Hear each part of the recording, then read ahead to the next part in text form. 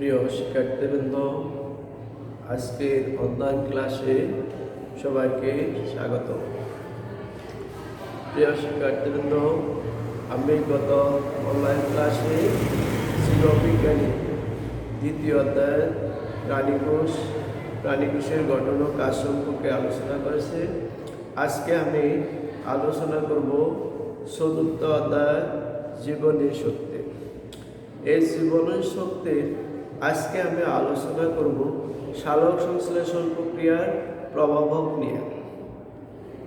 যে সালোক সংশ্লেষণটা কাকে বলে এটা আমরা পূর্বের ক্লাসে আলোচনা করেছি, তারপর আমি আজকে আবার বলছি যে সালোক সংশ্লেষণ হলো একটি প্রক্রিয়া, যে প্রক্রিয়ার সবুজ উদ্ভিদ দিনের বেলা বা সূর্যালোকের উপস্থিতিতে কার্বন ডাইঅক্সাইড এবং পানি হতে শর্করা জাতীয় খাদ্য উৎপন্ন করে অক্সিজেন নির্গমন করে, তাকে বলা হয় সালোক সংশ্লেষণ।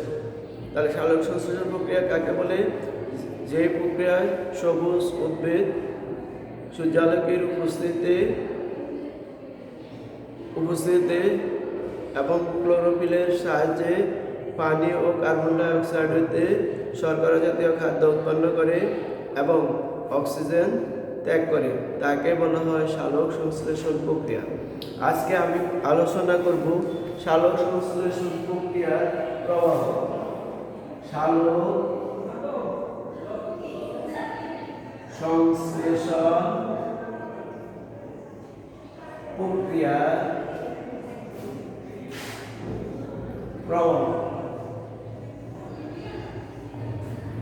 সালোক সংশ্লেষণ প্রক্রিয়ার কি সম্পর্কে আলোচনা করব? সালোক সংশ্লেষণ প্রক্রিয়ার প্রভাবক সম্পর্কে আলোচনা করব। প্রভাবক হলো এটাকে আমরা অনুঘটক বলে, যার উপস্থিতিতে কোনো একটি রাসায়নিক বিক্রিয়া ত্বরান্বিত হয় অথবা হ্রাস হয়, কিন্তু বিক্রিয়ার শেষে তার কোনো পরিবর্তন হয় না, তাকে আমরা বলি প্রভাবক বা অনুঘটক। তাহলে আমরা এখন সালোক সংশ্লেষণ প্রক্রিয়া যে কি প্রভাবক দ্বারায় নিয়ন্ত্রিত। এই সালোক সংশ্লেষণ প্রক্রিয়ার প্রভাবক আছে দুই রকম। এক হলো বাহ্যিক প্রভাবক, দুই অভ্যন্তরীণ প্রভাবক।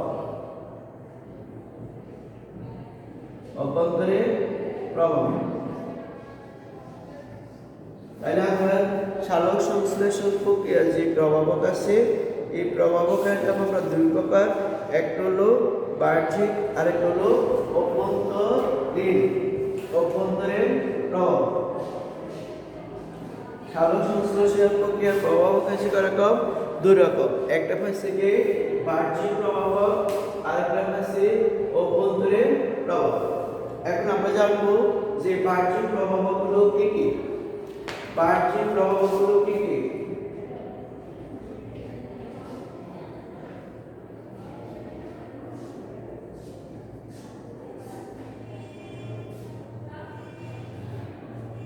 বাহ্যিক প্রভাবক সমূহের মধ্যে এক নাম্বার আলো, দুই নাম্বার কার্বন ডাইঅক্সাইড, তিন নাম্বার পানি, চার নাম্বার অক্সিজেন,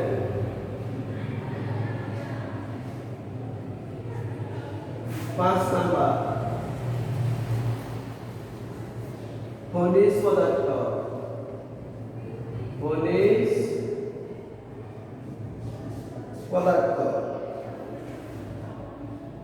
ছয় নাম্বার রাসায়নিক পদার্থ,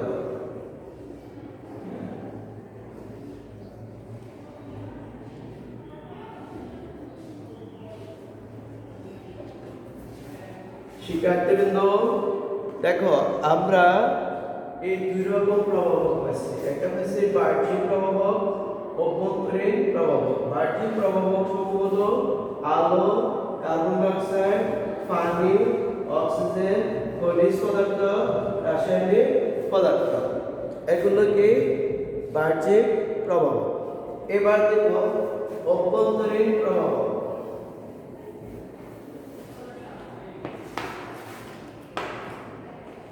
অভ্যন্তরীণ প্রভাব, অভ্যন্তরীণ প্রভাব। এখন এই অভ্যন্তরীণ প্রভাবকের মধ্যে আছে ক্লোরোফিল,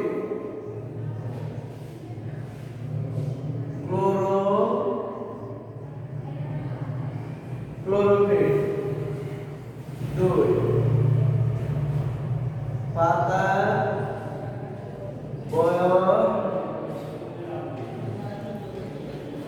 পাতার বয়স ও সংখ্যা। 3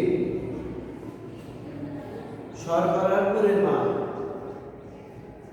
শর্করার পরিমাণ। 4 পটাশিয়াম।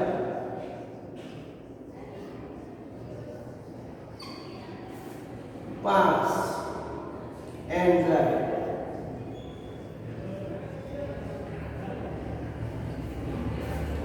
শিক্ষার্থীবৃন্দ, যেহেতু এটি একটি রাসায়নিক বিক্রিয়ার মাধ্যমে সম্পন্ন হয়, সেই কারণে কতগুলো প্রভাবক কাজ করে। একটি হলো বাহ্যিক প্রভাবক, আলো, কার্বন ডাই অক্সাইড, পানি, অক্সিজেন, খনিজ পদার্থ, রাসায়নিক পদার্থ। আরেকটা গুরুত্বপূর্ণ উপাদান রয়েছে 3 নাম্বার। 3 নাম্বার হলো তাপমাত্রা। এটা হলো 4 নাম্বার। 5 number, 6 number, 7। তাহলে এই সালোক সংশ্লেষণ প্রক্রিয়াটা যে বাহ্যিক কয়টা প্রভাবক, আলো, কার্বন ডাই অক্সাইড, তাপ, পানি, অক্সিজেন, খনিজ পদার্থ এবং রাসায়নিক পদার্থ, এই 7টি উপাদান দ্বারা সালোক সংশ্লেষণটা নিয়ন্ত্রিত। অভ্যন্তরীণভাবে ক্লোরোফিল, পাতার বয়স ও সংখ্যা, শর্করার পরিমাণ, পটাশিয়াম এবং এনজাইম, এই 5টি উপাদানের প্রয়োজন হয়। এখন দেখো আলো।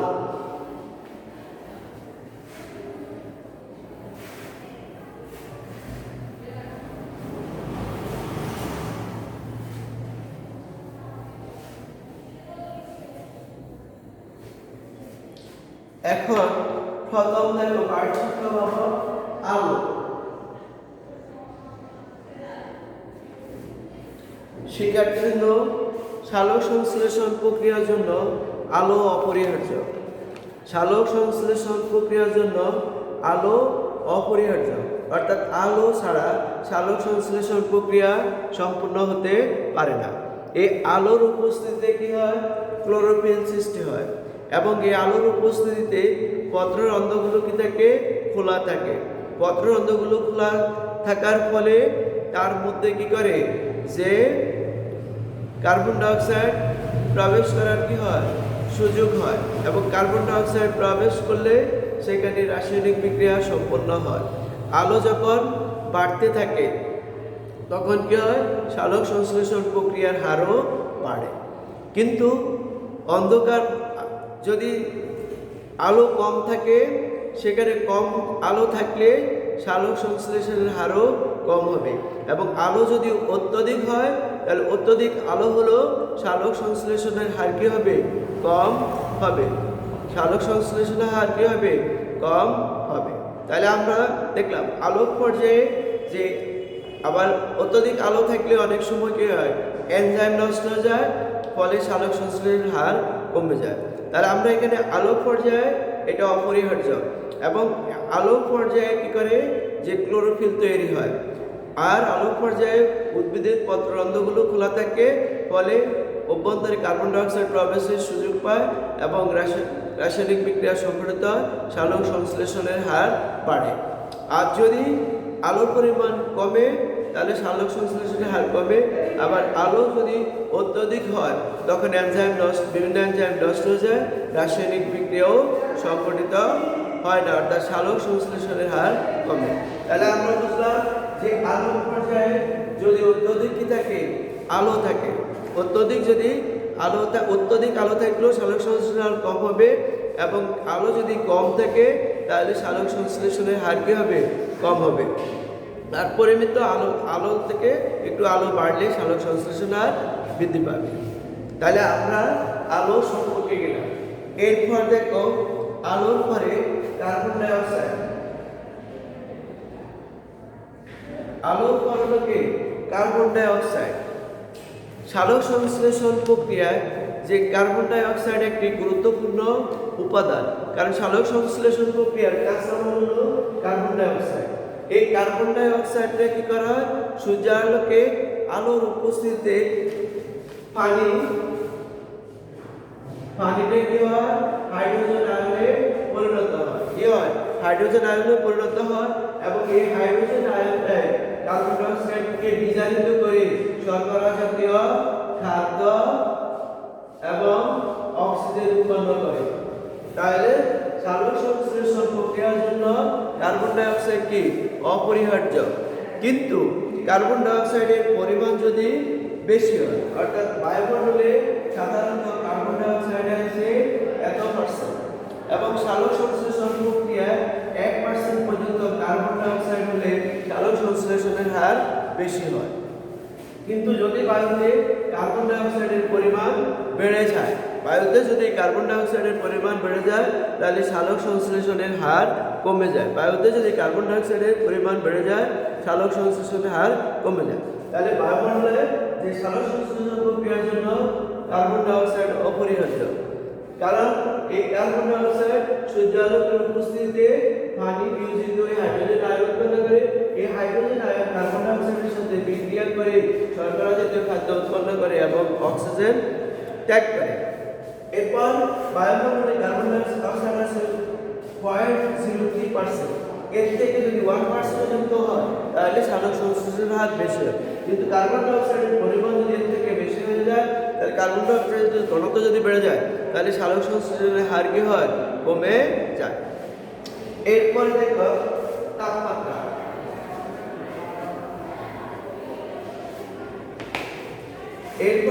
শিক্ষার্থীবৃন্দ তাপমাত্রা।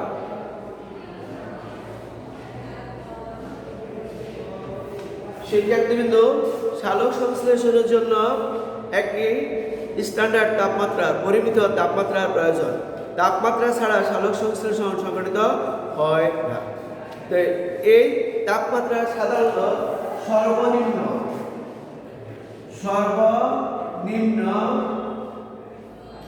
0 ডিগ্রি সেলসিয়াস এবং সর্বোচ্চ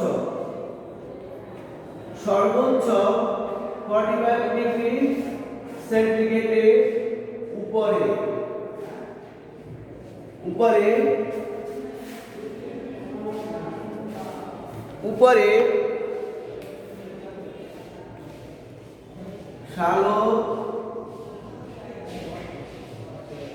সালোক সংশ্লেষণ কম হয়। তাহলে দেখো শিক্ষার্থীবৃন্দ, তাপমাত্রা সর্বনিম্ন 0 ডিগ্রি সেন্টিগ্রেড, তাপমাত্রার নিচে সর্বনিম্ন 0 ডিগ্রি সেন্টিগ্রেড এবং সর্বোচ্চ সেন্টিগ্রেড নিচে এবং সর্বোচ্চ 45 ডিগ্রি সেন্টিগ্রেডের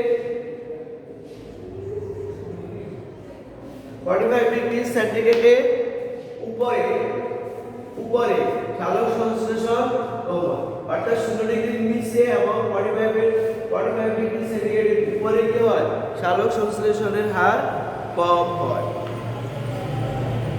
এরপর দেখো অক্সিজেন।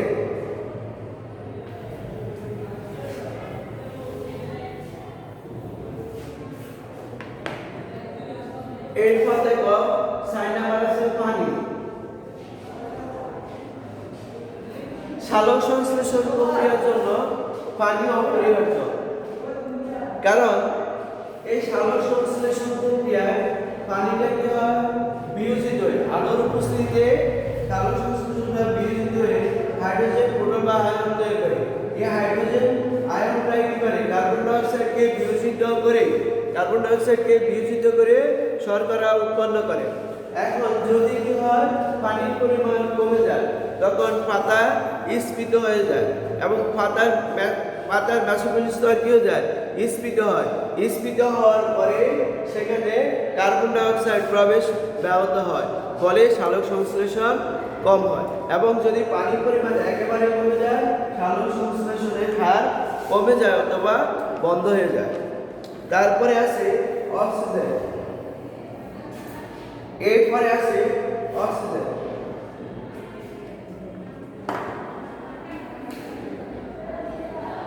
অক্সিজেন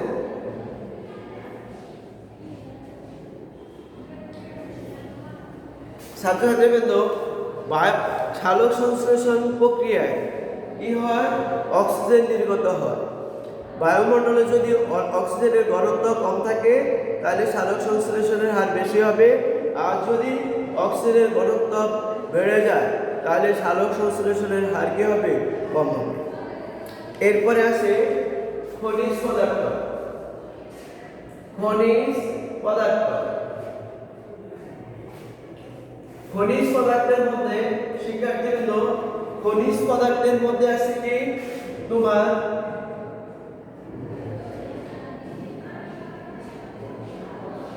খনিজ পদার্থের মধ্যে আছে আয়রন, নাইট্রোজেন, ম্যাগনেসিয়াম। এই তিনটি উপাদান যদি বেশি থাকে তাহলে সালোক সংশ্লেষণের হার বেশি হয়। কেন? এই তিনটি উপাদান ক্লোরোফিল গঠনে সহায়তা করে।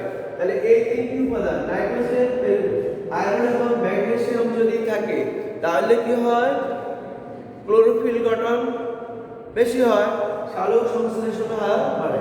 আর যদি এটার পরিমাণ কমে যায় তাহলে সালোক সংশ্লেষণের হারও কমে। বুঝো শিক্ষার্থীবৃন্দ, যে খনিজ পদার্থের মধ্যে বিশেষ করে আয়রন আছে, নাইট্রোজেন আছে, ম্যাগনেসিয়াম, এই উপাদানগুলো হলো ক্লোরোফিল গঠনের প্রধান উপাদান এবং এগুলোর অভাব হলে ক্লোরোফিল গঠন ব্যাহত হয়, সালোক সংশ্লেষণের হারও ব্যাহত হয়। এরপর আছে সর্বশেষ সার, খনিজ পদার্থ। এরপর আছে রাসায়নিক পদার্থ।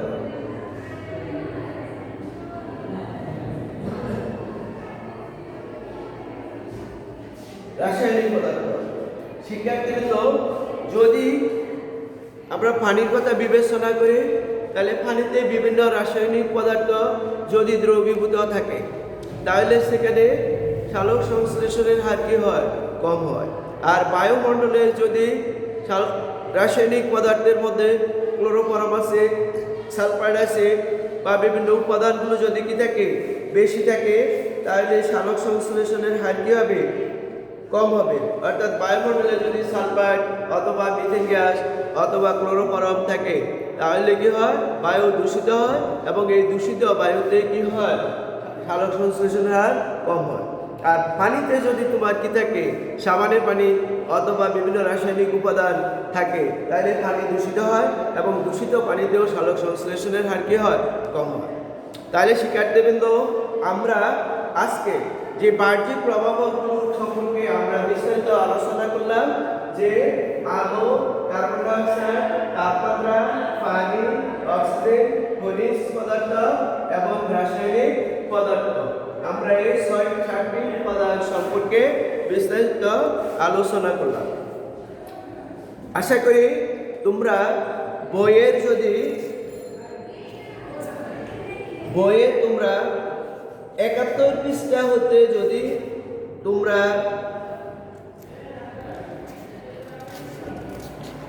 ৭১ পৃষ্ঠা হতে ৭৪ পৃষ্ঠা পর্যন্ত, অর্থাৎ বইয়ের ৭১ পৃষ্ঠা হতে ৭৪ পৃষ্ঠা পর্যন্ত যদি তোমরা ভালো করে পড়ো তাহলে তোমরা এই বিষয়গুলো সম্পর্কে ভালোভাবে জানতে পারবে। শিক্ষার্থীবৃন্দ, বিশেষ করে এসএসসি পরীক্ষার্থীদের সম্পর্কে আমি এখন পাঠ্য পর্যালোচনা করব। এসএসসি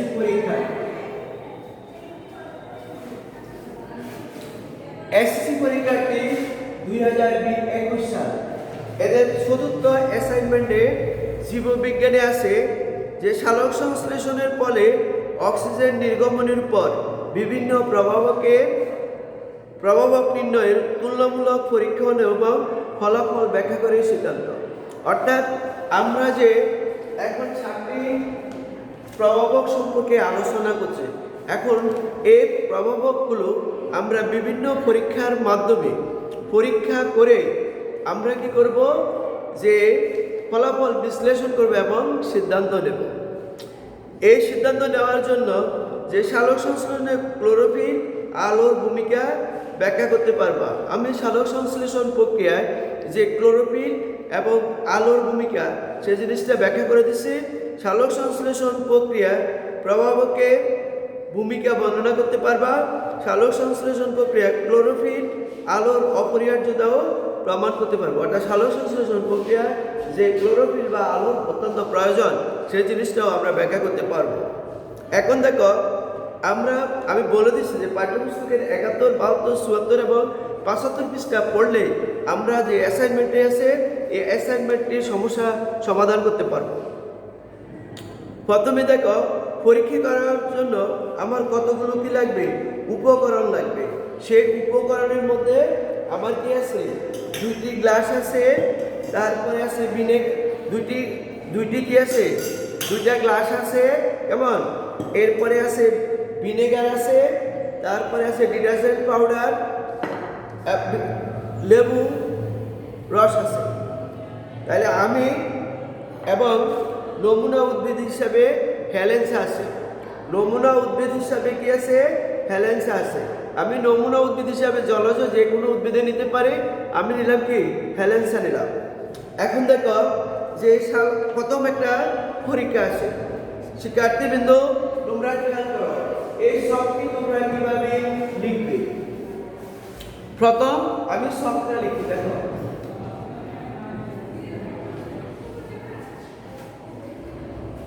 পরীক্ষণ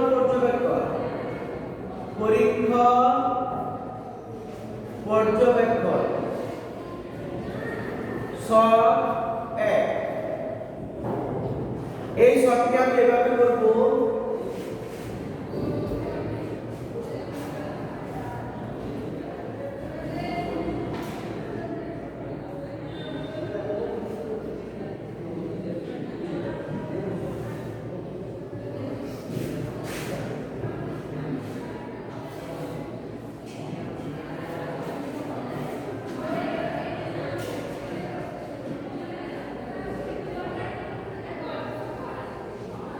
প্রভাবক প্রতি মিনিটে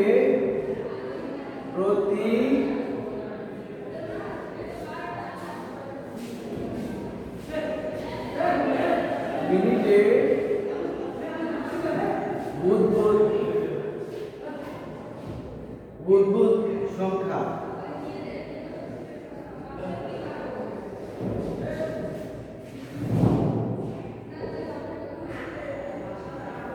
বুদবুদের সংখ্যা, বুদবুদের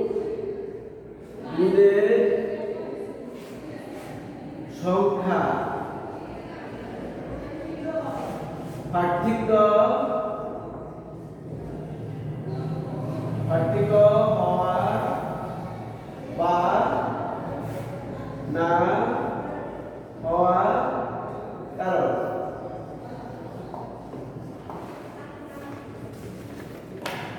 শিক্ষার্থীবৃন্দ, এখন দেখো, আমরা যে পরীক্ষা করব সেই পরীক্ষা সব হলো প্রভাবক প্রতি মিনিটে বুদবুদ 1, বুদবুদ সংখ্যা, বুদবুদের সংখ্যার পার্থক্য হওয়া বা না হওয়া কারণ আমরা বলতে পারবো। তাহলে আমরা প্রথমে একটা পর্যবেক্ষণ করব। কত প্রভাবক কয়ের প্রভাবক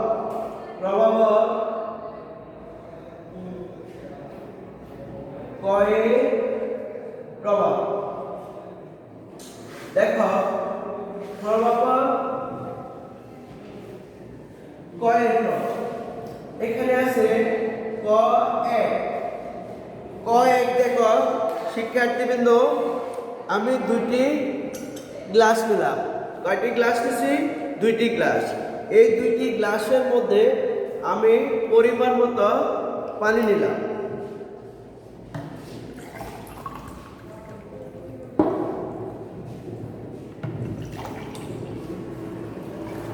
আমি এই দুইটি গ্লাস সবগুলো পরীক্ষা প্রায় সেম।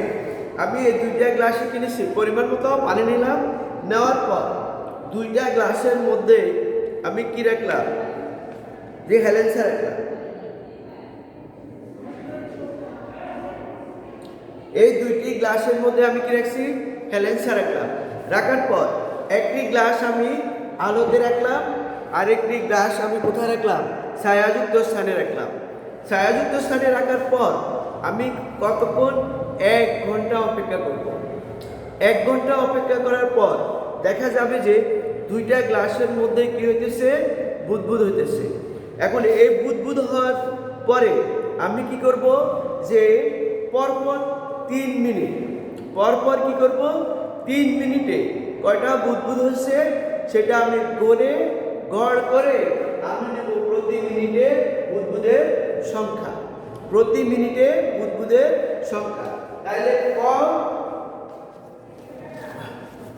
কয় একে আছে কি, সরাসরি আমরা আছে কোথায়, সরাসরি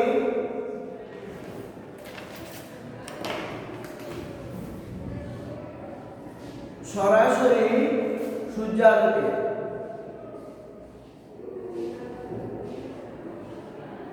ক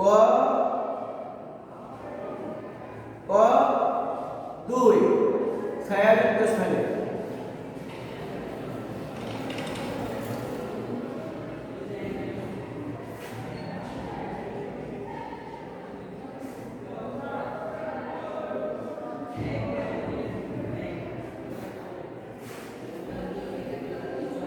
এখন দেখো আমি সরাসরি লিখে রাখছি ছায়াযুক্ত। তোমরা শিক্ষার্থীবৃন্দ তোমরা এইভাবে সলভ করবা, আমি যেভাবে সলভ করে দিছি তোমরা এইভাবে কি করবা, সলভ করবা। সলভ করার পরে সরাসরি সূর্যালোকে, খ 2 ছায়াযুক্ত স্থানে। আমি দুটি ক্লাস কোথায় রাখছি, 2 জায়গায়। একটা রাখছি ছায়াযুক্ত স্থানে, আরেকটা রাখছি কোথায়, সূর্যালোকে রাখছি। এখন রাখার পর আমি 1 ঘন্টা অপেক্ষা করার পর আমি এখন বলবো যে প্রতি মিনিটে কয়টা বুদবুদ। আমি দেখলাম যে প্রথম মিনিটে আমার বুদবুদ হচ্ছে 76। প্রথম মিনিটে আমার বুদবুদ হচ্ছে কত, 76। পরবর্তী 1 মিনিটে দেখলাম যে বুদবুদ হচ্ছে কত, 77। এরপর পরবর্তী মিনিটে দেখলাম যে 78টি বুদবুদ হচ্ছে। এখন আমি 3 দিয়ে ভাগ করব। 3 দিয়ে ভাগ করে গড় করলে হবে 77টি বুদবুদ। তাহলে আমি কোথায় রাখছি, যে আলো সূর্যালোকে সরাসরি যেটা রাখছি সেটার থেকে আমি কয়টা বুদবুদ রাখছি, 77টি। এখন দেখো আমি প্রথম সেকেন্ডে পাইছি, প্রথম মিনিটে পাইছি কত, 76, পরবর্তীতে 77, পরবর্তীতে 78, মোট 3টারে গড় করে আমি পাইছি কত, প্রতি মিনিটে বুদবুদের সংখ্যা পাইছি 77টি। এরপর দেখো ছায়াযুক্ত স্থানে যেটা রাখছি, এবার আমি তার দিকে যাব। ছায়াযুক্ত স্থানে যেটা রাখছি আমি সেই দিকে যাই। এখন ছায়াযুক্ত স্থানে রাখার পর দেখা যায় যে এখানে আমি প্রথমে বুদবুদ পাইছি 50, তারপরে পাইছি দেখা যায় যে 52, এরপরে পাইছি দেখা যায় 51টি বুদবুদ। আমি যদি গড় করি তাহলে হচ্ছে 50টি বুদবুদ, 51টি বুদবুদ। শিক্ষার্থীবৃন্দ দেখো ক 1 এ আমি বুদবুদ পাইছি কত, 77। খ 2 এ পাইছি 55। এখন বলা হচ্ছে যে আলোর প্রভাব, যে আলোর উপস্থিতিতে সালোক সংশ্লেষণ প্রক্রিয়া, আলোর যে প্রভাব। এখন সেটা আমি পরীক্ষা করতে শিখে দিয়ে যে সালোক সংশ্লেষণ প্রক্রিয়া অক্সিজেন নির্গমন হয়, এই অক্সিজেনের নির্গমনটা বুদবুদ আকারে হয়। সেই বুদবুদ থেকে আমি হিসাব করতেছি যে কোন প্রক্রিয়া সালোক সংশ্লেষণ হারটা বেশি। তাহলে আমরা দেখছি যে সরাসরি সূর্যালোকে রাখলে যে বুদবুদের সংখ্যা বেশি এবং ছায়াযুক্ত স্থানে বুদবুদের সংখ্যা কম। তাহলে এখন আমরা এখানে লিখবো যে বুদবুদের সংখ্যা পার্থক্য হওয়ার কারণ কয়েক একে আমি কি পার্থক্য লিখবো? ওই যে আমি আলোক পর্যায়ে লিখছি যে সালোক সংশ্লেষণ প্রক্রিয়ায় কি হয়, আলো অতীব প্রয়োজন। আলো বাড়লে কি হয়, সালোক সংশ্লেষণের হার বাড়ে। যেহেতু সূর্যালোকের রেখাটি সরাসরি কি পাইছে, আলো পাইছে, সুতরাং তার কি বেশি, বুদবুদের সংখ্যা বেশি, অর্থাৎ সালোক সংশ্লেষণের হার বেশি। আর যেটা আমি ক2 ছায়াযুক্ত স্থানে রাখছি সেটা কি পাইছে, আলো কম পাইছে। আলো কম পাওয়ার পরে সেখানে কি হয়েছে যে ক্লোরোফিল কম সৃষ্টি হয়েছে, সালোক সংশ্লেষণের হার কম, বুদবুদের সংখ্যা কম। বুঝছো? তোমরা বুঝছো ব্যাপারটা? দেখো আমি এটা লিখে দিই, কারণ এটা তোমরা লিখবে 71 থেকে 71, 72, 73, 75 পৃষ্ঠা পড়ে। কিভাবে লিখবে আমি বুঝাই দিচ্ছি। শিক্ষার্থীবৃন্দ তোমরা বুঝছো কিনা? এবার বিষয়টা দেখো। প্রথমে আমি পর্যবেক্ষণ ছক 1 করব। 1 করে এভাবে আমি ছক লিখবো। ছক লেখার পরে আমি প্রভাব প্রতি মিনিটে বুদবুদের সংখ্যা কোথা থেকে আসবে, যে সালোক সংশ্লেষণ প্রক্রিয়া অক্সিজেন নির্গমন হবে। অক্সিজেন নির্গমন হলে সেটা কোথায় ছাড়বে, পানিতে, এবং বুদবুদ আকার হবে। এবং বুদবুদের হাত থেকে আমি বলতে পারবো যে সালোক সংশ্লেষণের হার বেশি না কম। তাহলে আমি প্রথমটা এবার এখানে আমি বুদবুদের সংখ্যা কম বা বেশি হয়, কোথায় কম কোথায় বেশি, সরাসরি এখানে বেশি, সরাসরি এখানে কম। তাহলে আমি বুঝতে পারি আলোর উপস্থিতিতে সালোক সংশ্লেষণের হার বেশি, আলো যদি কম সালোক সংশ্লেষণের হার কম। আবার অত্যধিক যদি আলো হয় তাহলেও সালোক সংশ্লেষণের হার কি হয়ে যায়, কমে যায়। এরপর দেখো শিক্ষার্থীবৃন্দ এখানে আছে প্রবাহ ক্ষয়ের প্রভাব।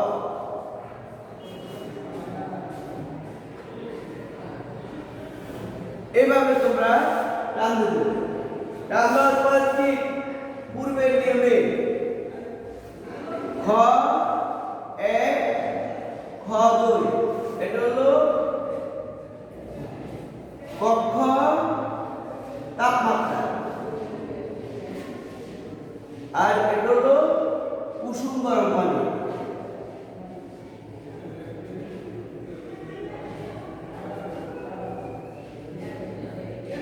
এবার আমি যদি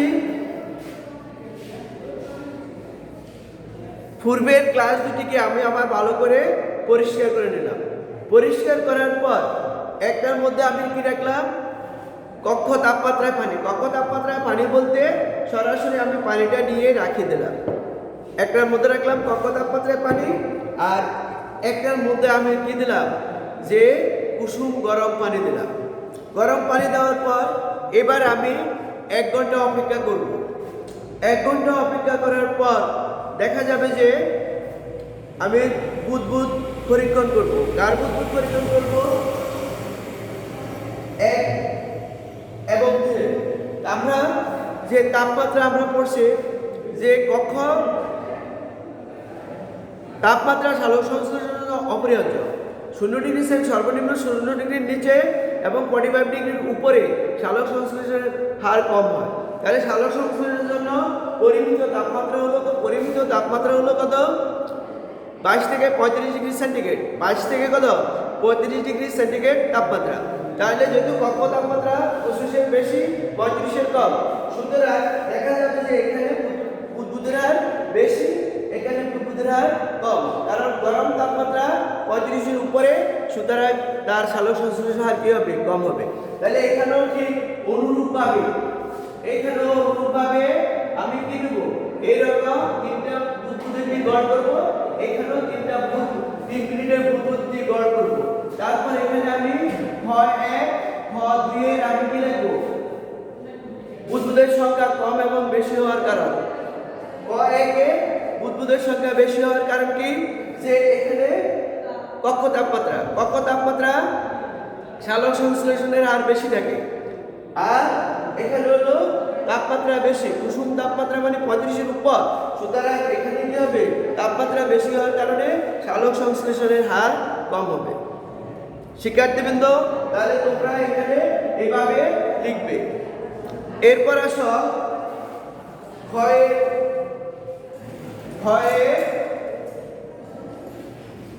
গয়ের প্রভাব লিখব।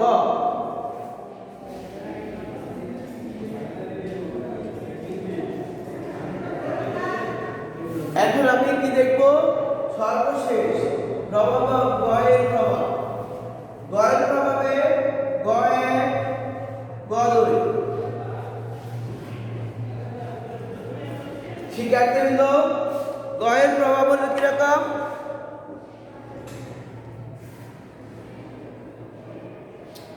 আমি একটার মধ্যে ভিনেগারের পরিবর্তে আমি কি দিলাম? লেবুর রস। এইটার মধ্যে আমি কি দিলাম? লেবুর রস দিলাম, লেবুর রস।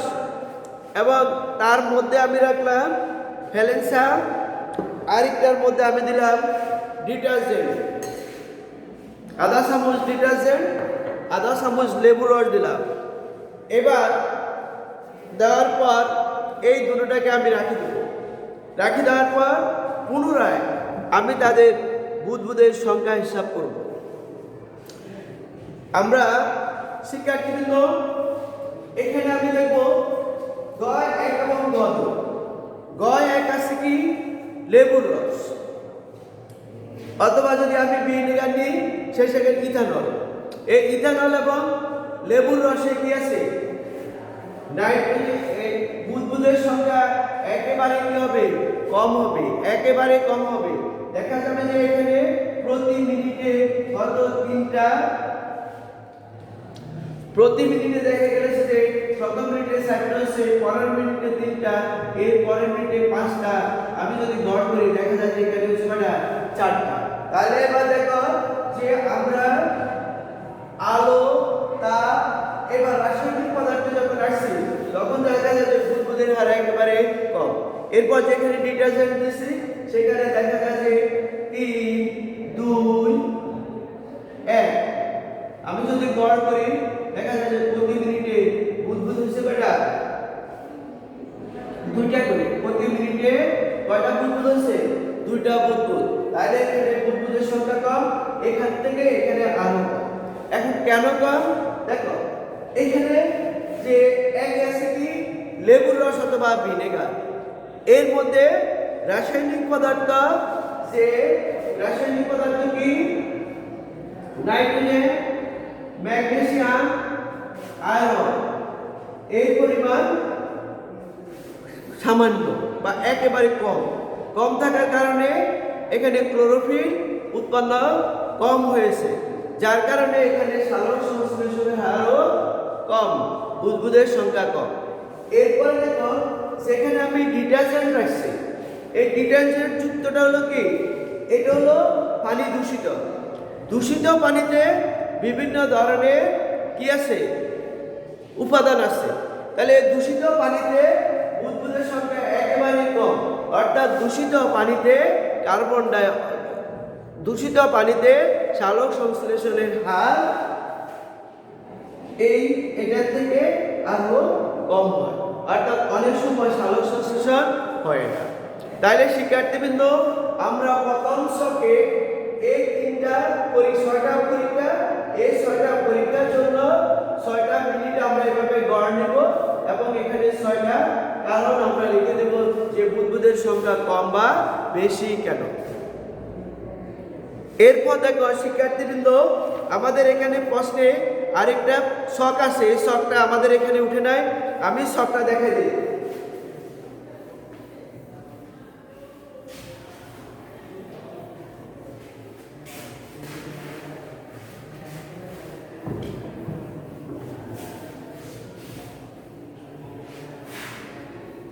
আমরা লিখব পর্যবেক্ষণ ছক 2। পর্যবেক্ষণ ছক কত লিখছি? 2। এই পর্যবেক্ষণ ছক 2-কে আমি কি পাবো? দেখো এখানে একটা ছক আমি করব।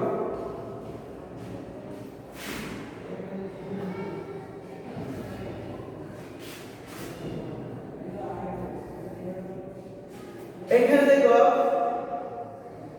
প্রভাবক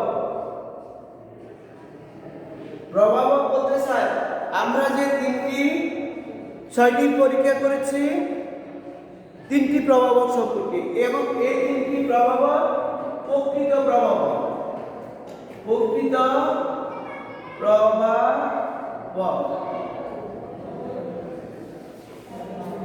এরপর দেখো এখানে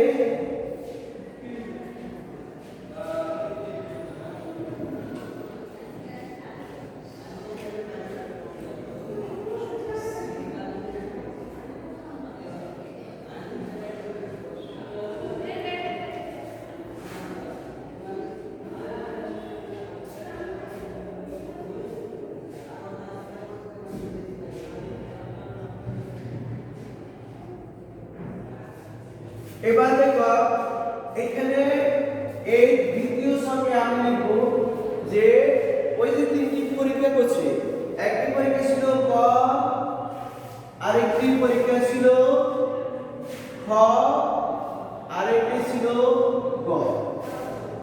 কয়টি প্রভাবক? 3টি প্রভাবক। দ্বিতীয় শীটে আমি কয়টি প্রভাবক পাইছি? 3টি। প্রথম হলো আলো, তাপমাত্রা, এটা হলো রাসায়নিক পদার্থ। তাহলে শিক্ষার্থীবৃন্দ, আমি এবার পুরো কনসেপ্ট যে আমি এই পর্যবেক্ষণে 6টি পরীক্ষায় 3টি প্রভাবক, এক ক যে প্রভাবক ছিল সেটা আলো, খ যে প্রভাবক সেটা তাপমাত্রা, গ যে প্রভাবক সেটা হলো রাসায়নিক পদার্থ। এবার আমি যে এখানে সালোক সংশ্লেষণের হার বেশি কম, এখানে দেখো আলো যদি বেশি হয় তাহলে সালোক সংশ্লেষণের হার বেশি হবে। এখানে আলো যদি কম অথবা অত্যধিক হয় তাহলে সালোক সংশ্লেষণের হার কি হবে? কম হবে। এখানে তাপমাত্রা হলো তোমার কত ডিগ্রি? সর্বনিম্ন 0, সর্বোচ্চ 45। সর্বনিম্ন 0 ডিগ্রি সেন্টিগ্রেড আর সর্বোচ্চ হলো 45 ডিগ্রি সেন্টিগ্রেড। আদর্শ হলো 22 থেকে 35। তাহলে আমরা লিখতে পারবো যে এখানে দেখো 22 থেকে 25 ডিগ্রি সেন্টিগ্রেড তাপমাত্রা কি বেশি? সালোক সংশ্লেষণের হার বেশি। অর্থাৎ আমরা কখন তাপমাত্রায় সালোক সংশ্লেষণের হার বেশি। এরপরে 0 ডিগ্রি 22 ডিগ্রির নিচে এবং 35 এর উপরে যদি তাপমাত্রা হয় তাহলে সালোক সংশ্লেষণের হার কম হবে। অর্থাৎ কোন পর্যায়ে যে কোন পর্যায়ে? কুসুম গরম পানিতে কম হচ্ছে। এরপর দেখো রাসায়নিক পদার্থের মধ্যে যদি কি থাকে? নাইট্রোজেন, ম্যাগনেসিয়াম, আয়রন যদি থাকে তাহলে সালোক সংশ্লেষণের হার কি হবে? বেশি। কেন বেশি হবে? যে এখানে কি হচ্ছে? ক্লোরোফিল তৈরি হচ্ছে। আর যদি তোমার রাসায়নিক পদার্থে দূষিত পদার্থ থাকে, অর্থাৎ এখানে যে তোমার কি ছিল? লেবুর রস অথবা ভিনেগার এবং ডিটারজেন্ট অথবা সাবানের পানি, সেখানে কি হবে? সালোক সংশ্লেষণের হার কম হবে। শিক্ষার্থীবৃন্দ, তোমাদেরকে আমি এই 2টা সব বুঝিয়ে দিয়েছি এবং তোমরা এই 2টা সব অনুসারে আমার চতুর্থ জীববিজ্ঞানের অ্যাসাইনমেন্টের উত্তরটা তোমরা দিবে। যদি তোমরা এই সবগুলো 6টা পরীক্ষা সম্পূর্ণ করো, 6টা পরীক্ষা সম্পূর্ণ করলে তোমরা পাবে 60 নাম্বার। তারপরে প্রভাবকগুলো পরীক্ষা প্রদর্শন করলে 4 পাবা, প্রভাবকের নাম লিখলে পাবে 4, এবং এই সর্বশেষে বর্ণনা দিলে তোমরা কত পাবে? 4। মোট তোমরা 16 নাম্বার পাবে। ঠিক তোমরা এইভাবে এই সব অনুসারে এই পরীক্ষাগুলো কমপ্লিট করে এই চতুর্থ সপ্তাহের অ্যাসাইনমেন্টের উত্তর দেবে। আজ এখানে আমার ক্লাস সমাপ্তে। সবাইকে ধন্যবাদ। যদি তোমরা কেউ না বুঝে থাকো তাহলে আমাকে বলবে, আমি পুনরায় আবার তোমাদেরকে বুঝিয়ে দেব। সবাইকে ধন্যবাদ জানিয়ে আজকে ক্লাস এখানে সমাপ্তি করলাম।